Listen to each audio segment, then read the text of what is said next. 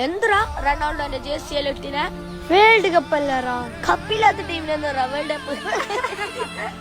നിന്റെ റൊണാൾഡോക്ക് ബാസൈറ വേറെ ഫാനായി നിക്ക്. അതെന്നാ എംബാപ്പെ യമാലിനെ ഓർമ്മറ്റ് ഫാനായിട്ട് നിക്ക്. അല്ലാണ്ട് നിന്റെ റൊണാൾഡോ ഒന്ന് കപ്പെടുക്കാൻ പോകുന്നില്ല.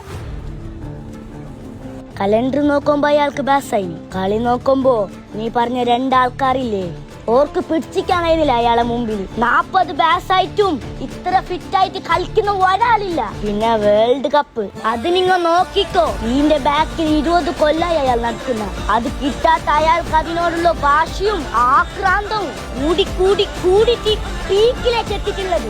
അയാൾ ഇത് ലാസ്റ്റത്തെ വേൾഡ് കപ്പ് മക്കളെ.